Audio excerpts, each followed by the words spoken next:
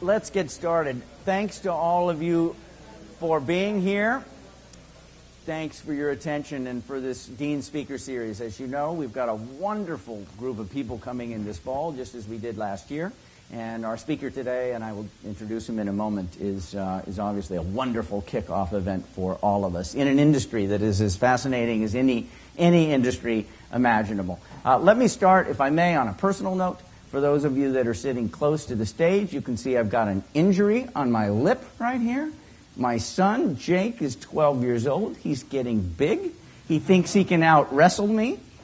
Okay, he's the little buck. I'm the alpha buck. This is good parenting. Okay, so that's what happened last night.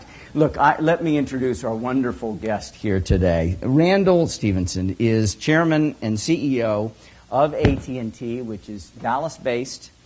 His background is absolutely remarkable. You talk about a general manager. I'll give you a little bit more detail here, but he's been COO, Chief Operating Officer, CFO, an incredible number of roles. He has been chairman of the company since 2007. His position, well, he has, in that role as head of the firm, has tremendously strengthened AT&T's position as the world's largest telecommunications company and as a global leader in mobile internet, as you know, and also IP-based business communication services.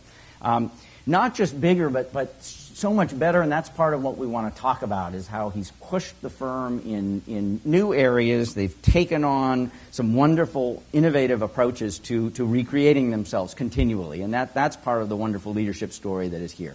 It has grown dramatically as a provider also of advanced TV services, as you know. AT&T U-verse platform is now reaching some 30 million customers within the U.S., Let me give you, so 2004 to 2007, Chief Operating Officer, all right?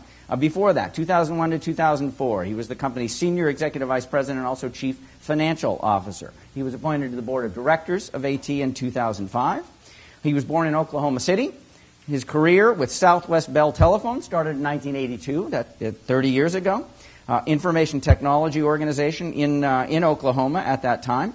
He progressed through a series of leadership positions, geography, multiple geographies, which people like him obviously have to have more and more of. He spent time in Mexico City as SBC International's Director of Finance, Vice President of Consumer Marketing at one point. Anyways, look, I'm not going to go through all of it. It is absolutely remarkable, as well as public service. He's done an awful lot of work for our Boy Scouts of America and other things.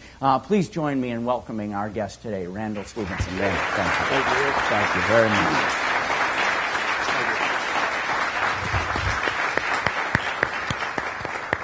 Well, look, it is exciting. You are in a role that is unique, genuinely unique. When I think, so for people who come from a more academic persuasion, which I do, right? People think about Bell Labs. How did research get done in this economy generations ago?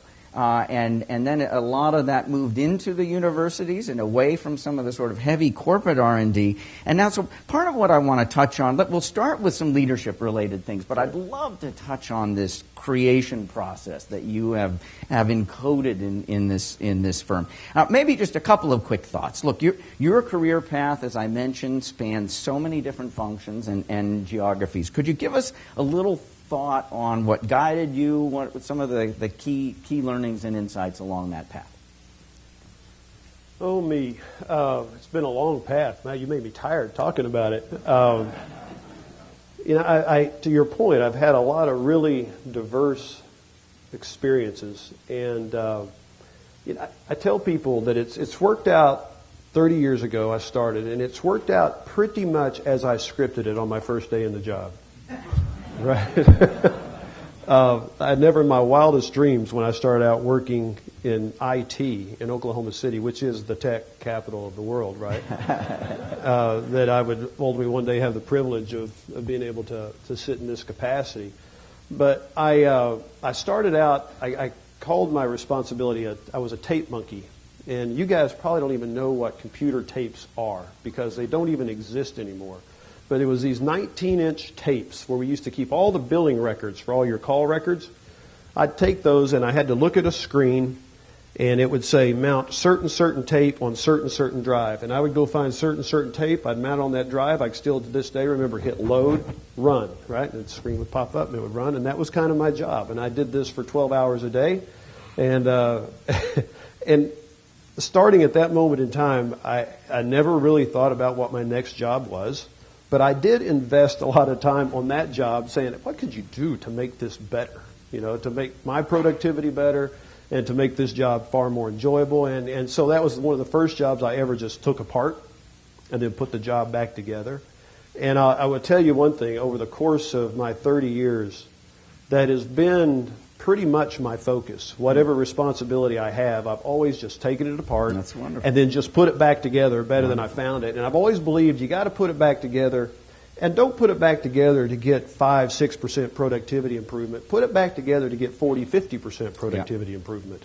And each time I've kind of gone through a company like Southwestern Bell, and you do that, if I was ever on a job more than a year, I started asking myself, what am I doing wrong, right? And it seemed like every time you would do that, you'd be well, go do this, go do this. I remember I'd been through a number of years doing this. It was after divestiture, and I had just cleaned up a flaming mess. This place was a disaster. And my team and I went in. We cleaned this thing up. My boss comes, who was a CFO of the company at that time, and said, I need you to go do this, which was another mess. And I said, I'm really getting tired of this. Every time I get something running well, you yank me off of it, throw me into another mess. And his name was Charlie. He looked back at me, he said, it's taken you a long time to figure out what your value to this company is, hasn't it, right? And I really, my perspective and my approach on how I've gone through my career and my time at AT&T has been no more complicated than that. And each level of management has been the same. And so one of the things we talk a lot about here, it's part of our culture, is question the status quo. And a great reflection of that is this habit of mind, there's got to be a better way to do this. And boy, do you personify that. Yeah, and to that point, question the status quo. So that's easy to say. And what I tell my people that's why you tell yourself, don't go for a 5 and 6% productivity improvement. Go for a 40% productivity improvement, because at 40%, there is no way you can do it with the way it's being done today. Yeah. You can't polish the way it's being done today and get those kind of improvements. You have got to fundamentally change how the work is done, or how the process is done, or how the sale is being done. Love it. Love it. Thank you for that. And when you think about also, I mean, this is obviously intimately bound up with the way you think about leadership, but also those transitions in your career on the leadership front. Were there a few transitions that were fundamental for you as you started to see yourself and your future in more of a leadership lens? We all have these moments in our lives that we can reflect back on and say, that fundamentally changed how I think about the world, right? And my first one of those moments, in what I would call truly a leadership capacity, I was working for Carlos Slim in Mexico. And if you don't know Carlos Slim, he's a very prominent individual in Latin America. He's sometimes regarded as the richest man in the world. I think it depends on what day you count and how you count. But I've worked with a lot of brilliant people. He is the most inherently brilliant individual I've ever worked with. And I was in Mexico working for him in 1994. And I don't know if you recall, many of you are too young to recall this, but in 94, there was what we call the peso crisis, where the Mexican government just basically lifted all restraints on the monetary policy and let this peso float. And the peso lost 40% of its value in one day. It was December 19th, 1992. And I remember this like it were yesterday. 94, yeah. Excuse me, 1994. And we get called back in, and Carlos takes us all into what we used to call the cave. There were no windows. And you would go into meetings with Carlos at 5 in the afternoon, and you would emerge like at 1 in the morning, right? And this was one of those times. And he put us all in a room and said, what are the actions we need to take? And when he started with me, and I said, look, we're spending capital in dollars, and we're billing revenues in pesos. And those pesos just all of a sudden overnight became worth 40% less, but the dollar capital you're spending is the same. Well, this is a problem. And he said, so what should we do? And I gave him my recommendation. Needless to say, my recommendation was largely disregarded, because my recommendation was a very defensive recommendation. And I've watched Carlos over the years, but this was my first up-close, in-person experience of seeing what happens in a crisis. Because something happens in a crisis invariably, and it will happen again. We've seen it play itself out. But in a crisis, people pull back. And when people pull back in a market or in an organization, when they pull back, there is a vacuum created. And in this particular case, there was a vacuum created.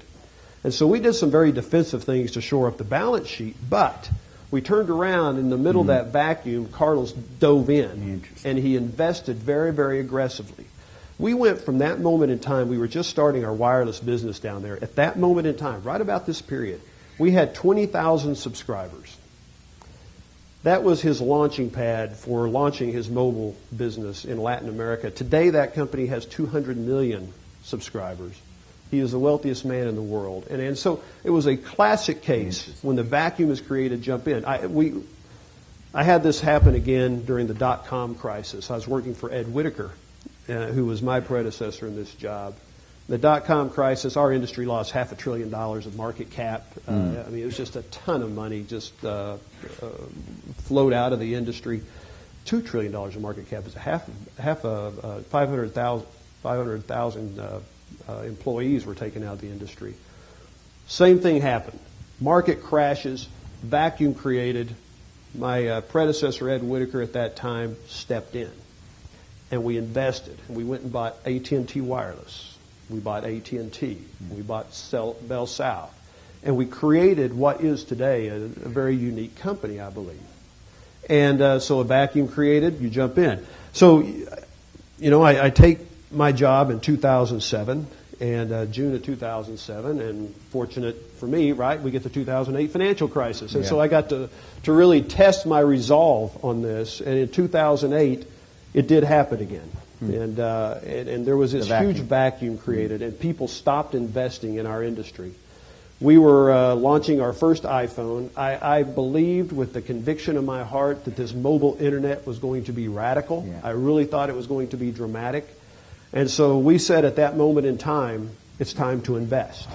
And so we did. We began investing at record levels for our company, and we invested through the financial crisis at levels that we in our company have not experienced before. We've come out of the financial crisis, and I feel very good that we've established a leadership role in the mobile broadband world because, you know, you have the courage, you have the nerve to step into the vacuum. And I would tell you that's probably more than anything the most germane lesson I've learned in leadership working for who I think are two of the iconic figures in industry. Yeah, great story. Super story. Very memorable. And then as you think about that and the human capital that is so important to your organization, the leaders and managers as they move, how do you instill that in the culture, in the people? I mean, presumably you've done a lot of that. I know you're a culture zealot, and I have. I know, and I regard that very highly because I am as well. And when I took this role, Whitaker handed me this responsibility in 2007, and keep in mind the scenario I just went through. You know, he'd gone through this series, 10 years of acquisitions, $300 billion worth of acquisitions. And we came from a $12 billion a year company to, when he handed it to me, we were a $100 billion a year company. And we had grown up largely as a fixed line telephone company. And we had just acquired AT&T and big fixed line business. And we just completed the Bell South merger, which gave us full control of what was then Singular Wireless. And 2007, Randall, here you go. Congratulations. Do well. I'm banking on you. You had a lot of stock at AT&T, right? And it was, you didn't have to be a genius to look at 2007 and say, where is this industry going? It's going wireless. And so we were going to have to make a big bet on wireless with a culture that was fixed line centric, a huge labor union that was fixed line centric, old legacy benefit cost structures and so forth. And so we said in 2007, my leadership team and I, is the first thing we've got to do is get standardized on a culture. Where are we going as a company? And at the time we were 300,000 employees, and the daunting task of thinking all these companies, we've just jammed them together and try to get coalesced around a single culture and a single strategic direction. And so we created something. It was one of the first actions I took as CEO, and we created, we call it T University. Our ticker symbol on the stock exchange is T. And so T University, we built out a big environment for bringing all of our leadership team in, and we started with a certain level of our leadership team, pretty high level. And it was bring them through, and it was an intense process of saying, here's where we are as a company, here's where we're going as a company. You know, it was very rigorous.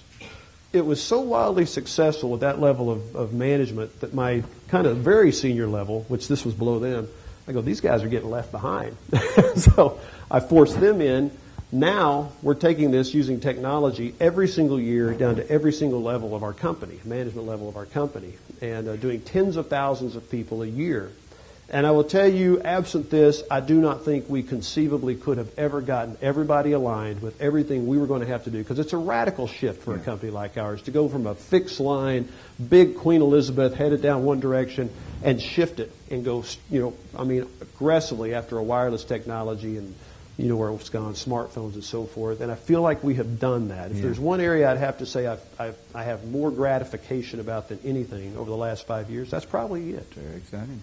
Look, that's absolutely fundamental. So part of that obviously was the sort of the knowledge, the understanding of this vector in society, but also, right, those softer, squishier pieces of what does it take to recreate an organization? That's right. What is your role in redesigning it? Think about for a moment. We had just acquired AT&T, the old AT&T, not AT&T Wireless, but the old AT&T, which, every Fortune 1000 company in the world is a customer of them, but they're a customer, buying long distance minutes. They're a customer buying big data pipes for JP Morgan Chase to transport data. But now all of a sudden think about that world in 2007 and where it's going. They're going to mobilize everything in their business. And you have an entire sales force, an entire engineering organization that doesn't know anything about wireless because they've never had wireless as part of their business. And so the big shift was making sure that they understood that these products, these capabilities have to become not only a part of, but the leading part of what they're taking to market and bringing to market. And it was not easy, and it was very painful. I spent yesterday in New Jersey at that headquarters where that business is. You sit down and talk to the sales team, the marketing organization, and the engineers. The only thing they want to talk to you about today is wireless. And I just sat there yesterday and just went, this feels good, right? This is good. This was hard, but we got it there. So how did you know at that time that if you thought about two different scenarios, one, a competitor, an organization without the legacy, right? Yet you knew you obviously had enough advantages that you felt like you could win it, right? So what were the kind of the deep advantages that you felt like, look, if we can get over that hurdle, we have what it takes. Obviously, you had a lot. But did you feel that kind of an organization without that legacy, that transition, could have been... I have a former DOJ guy sitting here staring at me, so I'm going to be cautious how I say this, okay. Carl. I always look for something in a business, and that is, what part of your business do you have a strategic advantage that is so strong that your competition can overcome it only by investing a fortune and taking a really long period of time, right? And so what are those areas where you have that basic position? And the wireless industry is one of those, where there's a core thing you have to own, and it's called wireless airwaves, frequency, spectrum, as we call it. And if you have a position in that it's hard to replicate, and it's hard to get into that business without an unbelievable amount of capital investment, this spectrum, and an incredible amount of time. So you pick your head up in 2007, you say, that's one place where we have not only a very, very unique position, but it's in a particular area where the world is going. And I just kind of have this basic philosophy in life, and that is, I don't care what application you're into, what activity you're into. If you make that application or that capability mobile, you're going to do it more than you ever thought you would. And the first example that really comes to memory for guys your and my age is the Sony Walkman, right? I mean, it used to be music. You had records. You put them on a record player. You put the needle on there, and you listen to it. All of a sudden came this, most of you guys probably don't know what a Sony Walkman is. But it was basically a cassette player that was about this big that you could clip to your belt, and you could put headphones on, and you could actually put your music in a cassette Do you even know what a cassette is? And you could make your music mobile. Well, what happened to the demand for music when you made it mobile? I mean, the demand for music just exploded, right?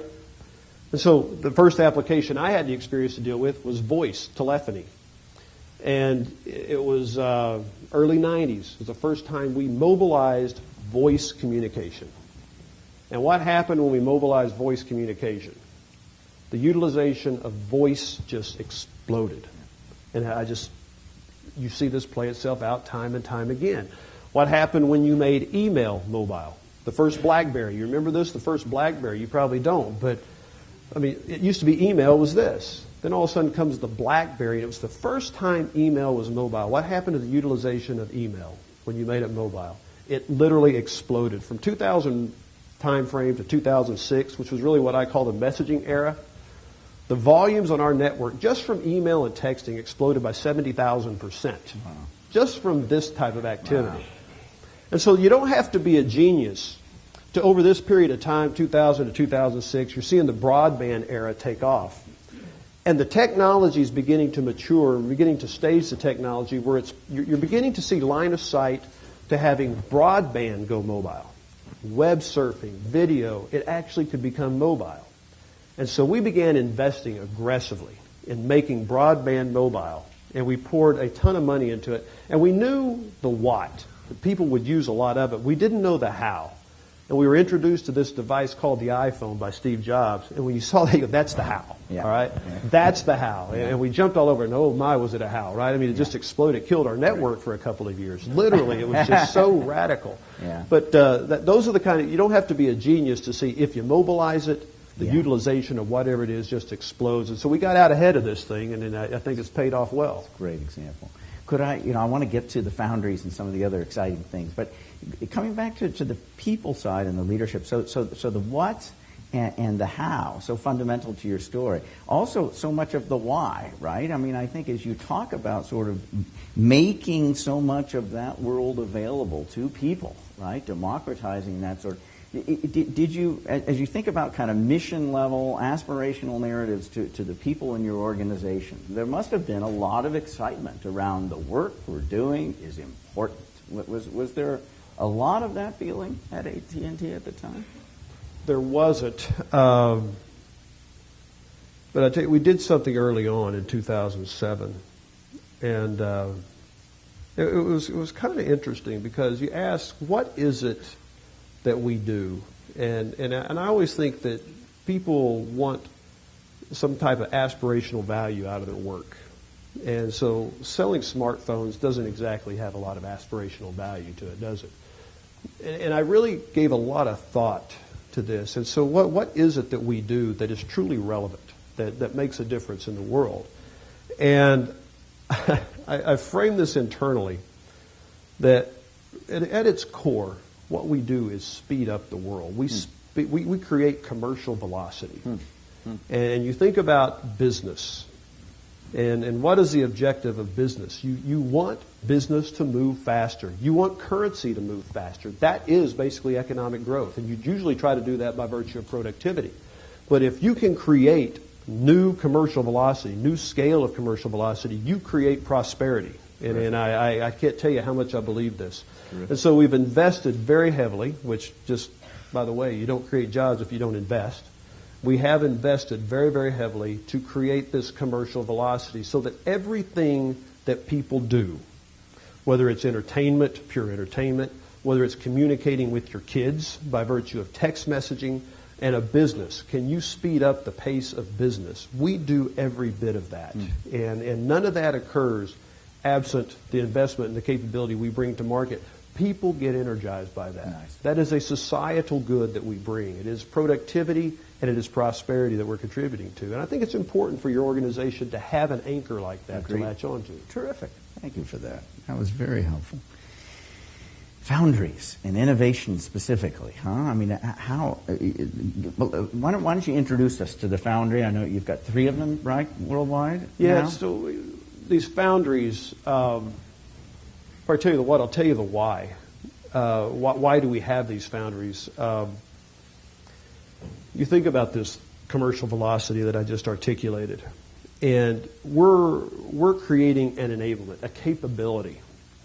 And I am not smart enough to know how this is going to be used to create this commercial velocity that we just discussed. I was not smart enough to envision an iPhone. I think I was smart enough to know the implication of it when I saw it, right? Not the magnitude of it, but what we try to do, and this is a major shift for a company like ours, is say, all right, you're creating this capability, you're creating this network, this bandwidth, this capability. How do you most leverage it in the marketplace and in society? And I believe what we have to do is open this thing up and let innovation flourish on top of it. We don't have to be all of the innovation. Our innovation is going to create this and put this capability out there, open it up, expose the capabilities. So whether it be location-based services or messaging, if you're an application developer, we want you locking on to the AT&T network and creating capability on top of AT&T that drives this commercial velocity. So how can we facilitate that? So this technology moves at a fairly rapid pace. We said one thing we need to do is create an environment where people can come. Application developers can come. Venture capitalists can come. And we can give them access to the newest, latest, and even future technologies. And so we created a foundry. One of them's in Palo Alto. One of them's in Plano. And I've spent some time in Israel recently, and the innovation in Israel is over the top good. It's Palo Alto quality of innovation. So we opened one out near Tel Aviv in Israel. And so all that technology, that capability is there.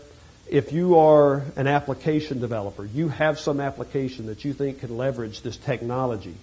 We have a process, you've probably seen it a lot, and I think Mark Cuban even does some of this on TV, but speed dating. Mm-hmm. You come in and you come into the foundry, you leverage our technology, you pitch your idea. We have venture capitals. If we something that looks good, we'll pair you with folks in private equity or venture capital and try to get this stuff scaled and to market and help them get to market. And it's not so that we own every new technology or capability, but make sure that capability flourishes and the technology flourishes and the innovation flourishes. And it's been terrific.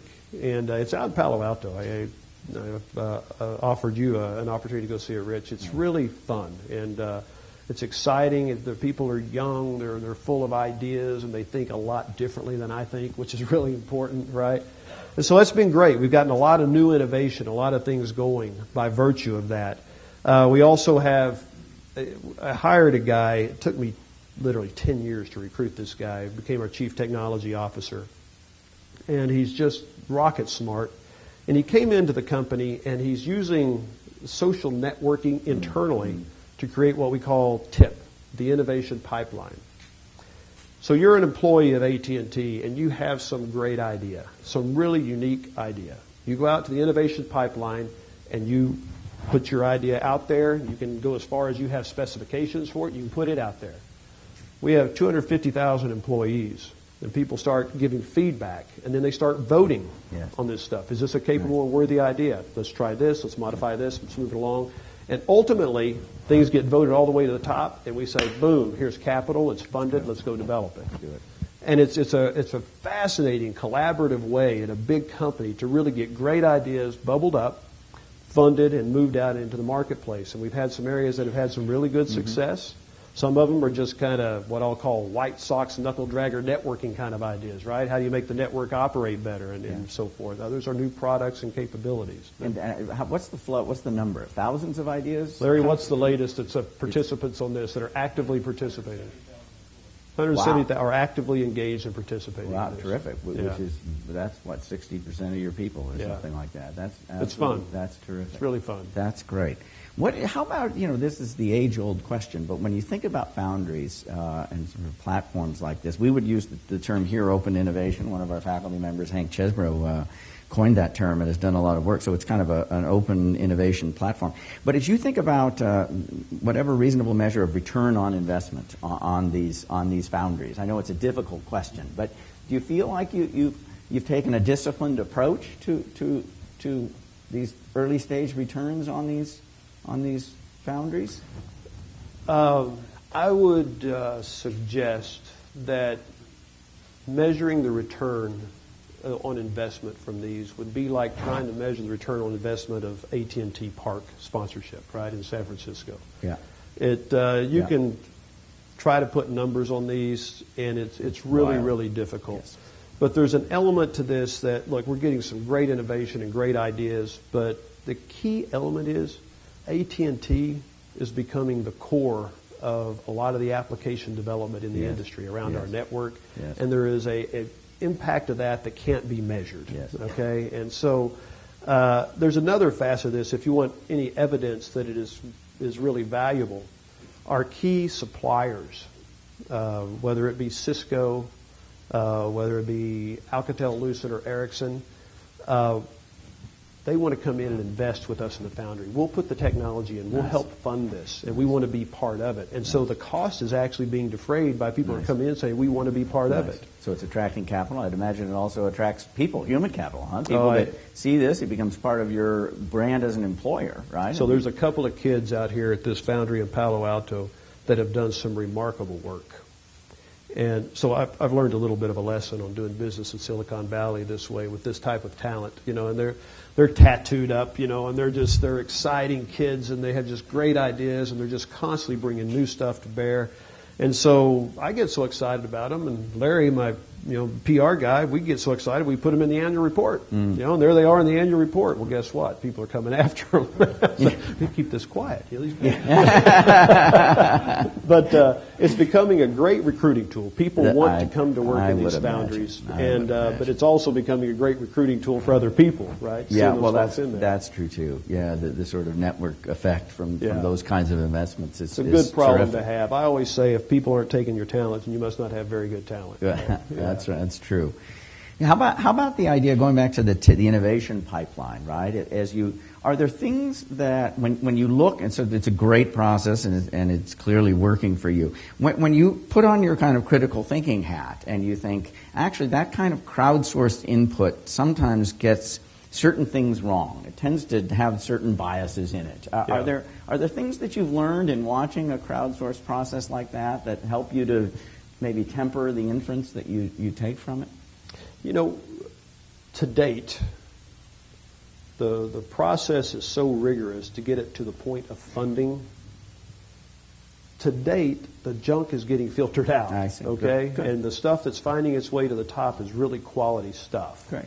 And so we've not had an issue yet with something's gone up to the top and we say, how did that happen, right? And quite frankly, if we ever got to the place where we were asking that as a senior leadership team, I'd probably say we're probably the ones that are out of touch. Interesting. If 170,000 people get something to a point that it's, there's a financial profile, there's a financial characteristics that are important. It's something that looks like the market works. 170,000 people is not an inconsequential sample, right? Yeah. So I think if we ever get to the point where we start questioning things that have gone through that process, my dad always used to say, if you ask, is it me or those 100 people? It's probably not those 100 people, right? That's good. A good insight. Hey, let's open it up. I'm sure a lot of you are close to the industry, close to this wonderful firm. Anybody have a question? Please step up to the mic. I have a number of questions here, but I want to invite you. Carl, have you got a question for us? Sure. I'll start with a question. You described these great stories of crises and rushed into the vacuum. I would think maybe you need an air supply when you rush into the vacuum. How do you make sure when you do that, or what is your insights in terms of that those are big bets you're making. You in your great career seem to have done very well. How do you avoid making the big mistake when you rush into the vacuum? Yeah, so hopefully everybody heard that. So when you rush into a vacuum, how do you make sure that you don't make a mistake, that there's truly air supply? How do you think about managing the risk in the vacuum? You will make mistakes, right? What you try to mitigate, the way I think about it is, don't make the life-threatening mistakes, okay? The really, really big bets are the really, really big bets you have to be sure on. And so think about, for a moment, mobile broadband, the move to a third-generation network and bringing high bandwidth capability to market ahead of everybody else, investing in the middle of a financial crisis. That was a multi-billion-dollar bet. Building out that network was a $5 billion, $6 billion proposition. That one, I believed that if you got the bet wrong, you got the bet wrong on timing, but not ultimately the demand for the product you're bringing to market. And so did you build too far ahead of the demand? And I felt that that was a pretty low risk proposition, I believed. And I come at it from this standpoint. You can go all the way back to the first computers. I mean, I remember getting my first XT. And when you've migrated up from the IBM XT to the AT, right, you go, what can somebody do with all that processing power, right? I just still remember that to this day. And every time you up the processing power, what happened? It got consumed. We have experienced all the way back to the late 90s, that go back to the early 90s if you want, to the internet, dial-up internet. Whatever bandwidth you put in place is just like the processing power from the computers. It gets consumed. We have yet to not meet that equation, right? And so dial-up, capacity exploded and you couldn't keep up with it. Then fixed line broadband, whatever bandwidth you put out there is getting consumed. Wireless, I just think you have to have negative vision to believe that if you don't put the capacity out, if you put the capacity out there, it won't get consumed. And so that was the only bet. When will it get consumed? Turns out we bet wrong on the low end. It was consumed much quicker than we thought. So those kind of bets, I really think those are, they're timing bets more than survival bets. Now, during that 2008 time frame, we made some other bets. And in fact, over the last 8 years, we've made a number of other bets. You've probably seen some of the write-offs we've taken. You don't want to be foolhardy, and you don't want to be foolish, and you're spending shareholder money, and you've got to be very cautious. But if you don't have any of those, you're probably not taking enough risk. You're going to make some bad bets. You're going to make some bad investments. There are going to be the occasional write-off. But if you're not having those, you're probably being left behind, is my basic response. Thanks for that, Randall. Other questions from the audience, please.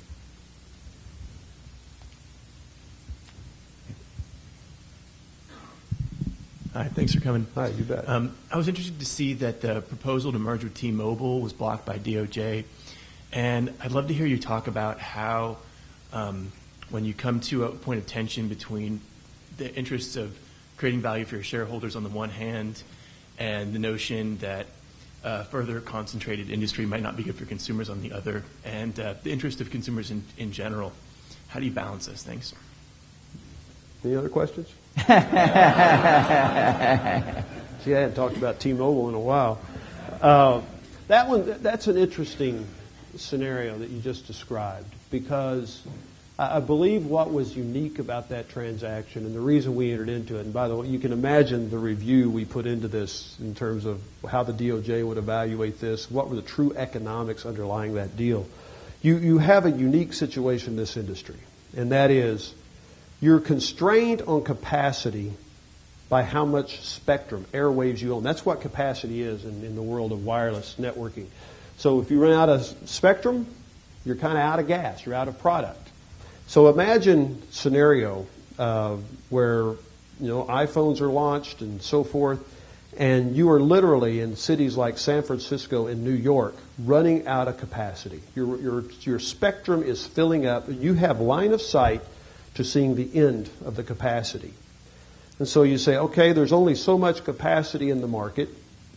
How can we create more capacity out of what's currently in the marketplace? And so the T-Mobile transaction was interesting, and I'll try not to bore you with this, but it's a really important premise from an economic standpoint. T-Mobile is a classic situation where they were operating in the same spectrum frequency we were, meaning you could put these two companies together and our customers could each move on to each other's frequencies, and just by some engineering efficiencies, those two customer bases operating on the same frequencies, you got 30 to 40% efficiency. So you created capacity out of the existing capacity that was in the marketplace, all right? Capacity that you couldn't create otherwise. Now, when you're sitting here and you have two companies that are at the end of capacity or an exhaust situation, Economics 101 says, when I get to capacity, what happens? One of two things. You raise prices or you reduce quality. In our industry, we're having both. You were driving up prices and quality was going down. So what happens when you put two companies together? This is not try to get the DOJ to understand this is not two steel companies coming together and taking capacity out of the market so they can raise prices. That's 1940s, 1950s mentality.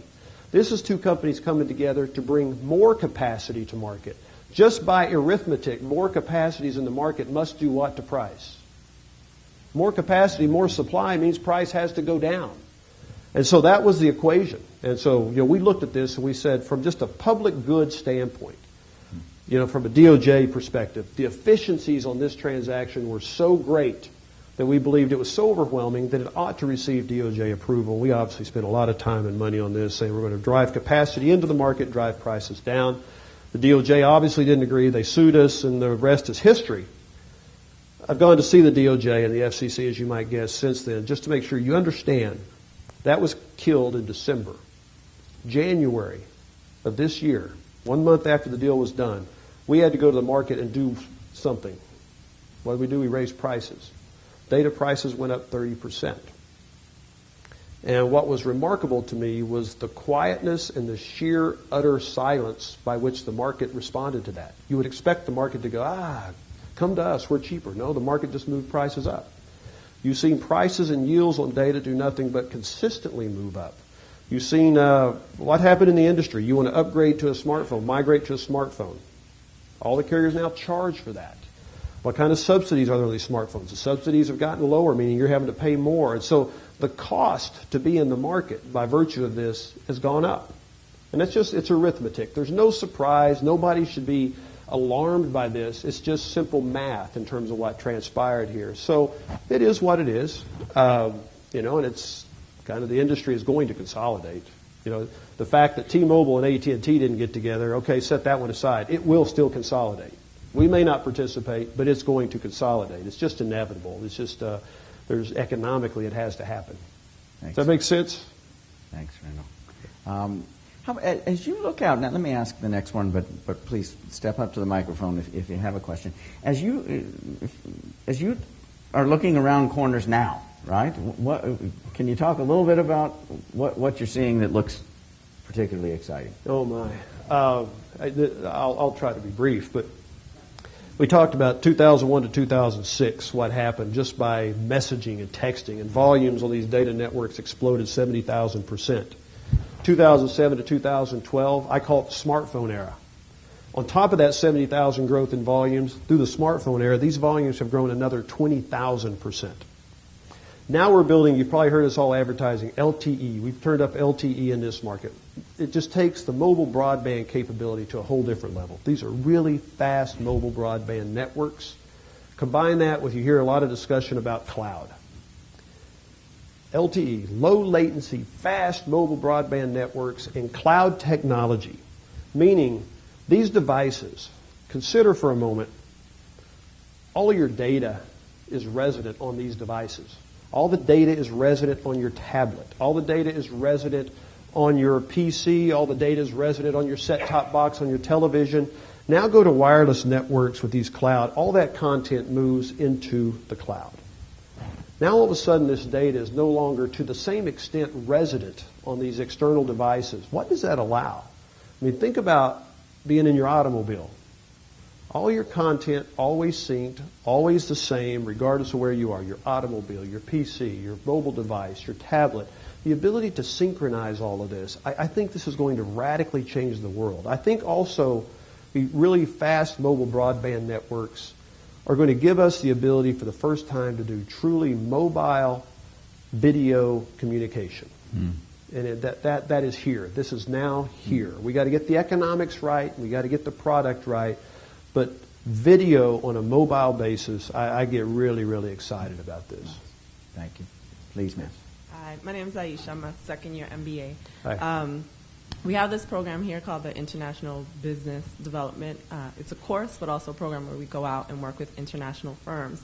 And you talked about TIP, and our project this summer was, or slightly in the summer, but during last semester, was to, in essence, help a company create TIP and just create a structure around it so that it could really flourish.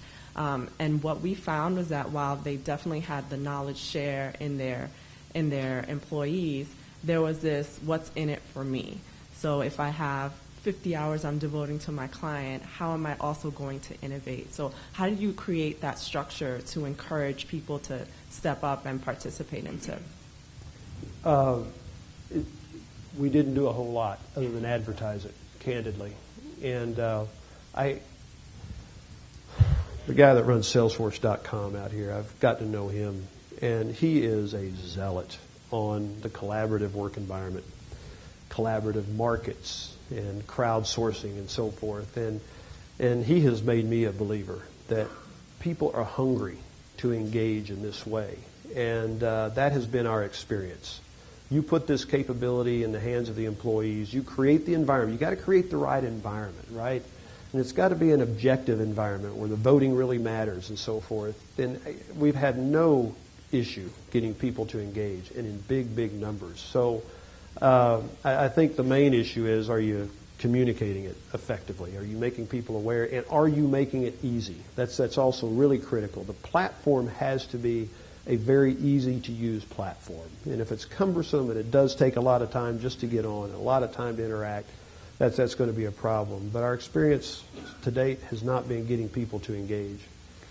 If I could, before we go to a quick follow-up question on that, is there do I submit sort of a one-pager and then there's some kind of voting and then there's a next stage of development of the idea? That's essentially the way it works. Yeah, there's a preliminary submission form. It's kind of standardized. Got it.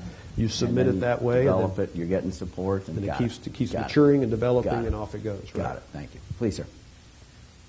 Hello, and thank you for coming. I have a quick question on smartphones and smartphone subsidies, more specifically. If you think about the massive adoption of smartphones the world has seen, part of that's been fueled by the subsidies provided by the carriers. Now, as you've mentioned, subsidies coming down. How do you look at that and the effect that'll have on people moving to smartphones and into the ecosystem? It's interesting. We've done a lot of work with this. The idea that the idea that you can buy an iPhone for $200, and it costs multiples of that. And we said, should we think about changing that model? And I've done a lot of work, and I've actually commissioned a lot of work saying, does the customer like that? Would the customer rather have some other model? Pay full price for the iPhone and your monthly bill drops dramatically because, effectively what we're doing is financing the purchase of these smartphones. That's effectively the equation, but there's no transparency in that equation. And so we've done some testing. We've done some trials. Dear customer,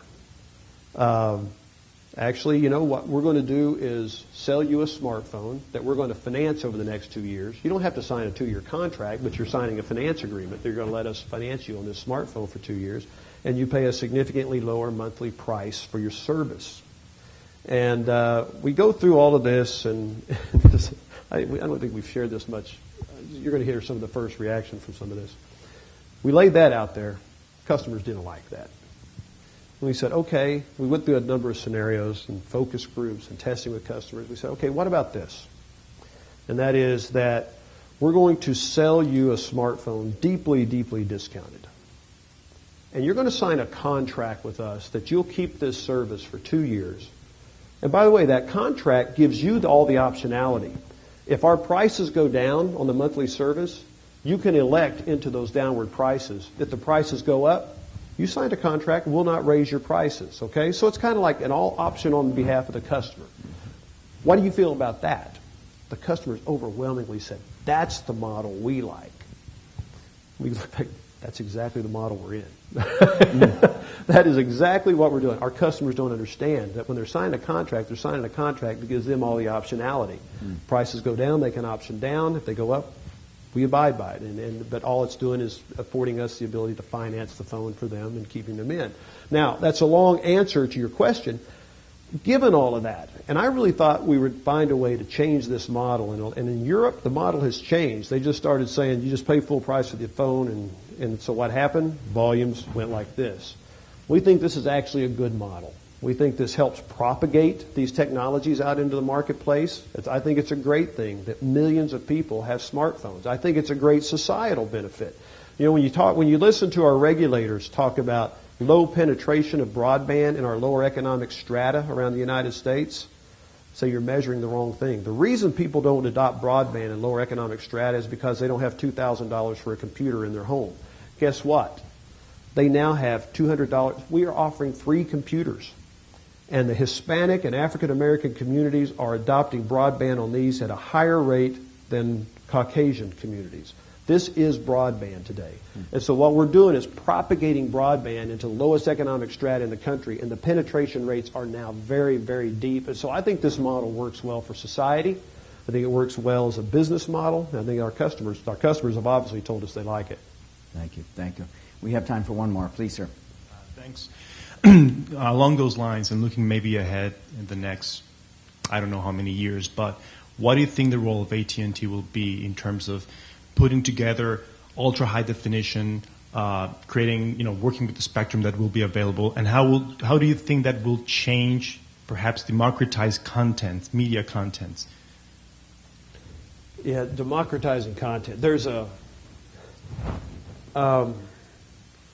probably not enough spectrum for us to deliver ultra high definition content around all these mobile devices the way we're all accustomed to receiving it. But we've been doing a lot of work, and we're looking at people that are consuming content, video on these devices.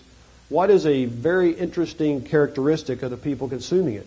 80% of the content is being consumed either in a home or a work location. But what is also in those locations? Wi-Fi. And these devices are getting better and better. We've developed clients now that when you move in and out of a Wi-Fi hotspot, you don't even know that the device is going in and out of that. And so we're getting to a place, by virtue of Wi-Fi and some other technologies, that you're going to be able to receive video content and even high-definition video content on these. I believe it. I think it's probably at scale and in mass assimilation probably 3 years. I think it's that quick. What's the issue? The folks that own the content aren't too enamored with this. Or said differently, they're enamored with it, but they don't like the idea that you've paid $80, $90 for your video subscription at home and you expect to get it here also. They want to monetize it here as well as in your home. And so the model breakdown is going to be the content guys making it available here at a price point that people will consume it. And Jeff Zuckerberg used to run NBC, used to say, I don't like the idea I'm trading analog dollars for digital dimes, right? He doesn't want his content to be cheapened and put out here. I continue to harp on, just like the music industry, whether you want it to happen or not, it's going to happen. So we need to get our heads around it. And so what does this new model look like? How will people be consuming content? How do you need to, Disney or Fox or whoever, how do you need to think differently about pricing and distributing your content so that it is available here? I happen to believe that it's a massive market for these folks, but their model has to change. They're on a subscription model where ESPN, every customer that AT&T has, we pay ESPN X dollars per month for every customer. Well, that model may have to change. That subscription model may have to come down. A distribution model on the mobility subsidized a little differently by advertising or whatnot. It's going to have to change. But if we don't get ahead of it, the music industry has proven to us what will happen. And that is, it will move to whatever medium the customer wants. And if it's too expensive for the customer, then illegal access to that content will emerge. And so I think we just, as an industry, all need to work together to get ahead of this. It's a great question. I think what you've touched on is probably the issue for our industry, and it's a business model issue. It's not a technology issue. It's purely a business model issue. The idea of velocity has been very high here today. Randall, thank you very, very much. Rich. We appreciate it. Thank you. Thank you. Thank you very much.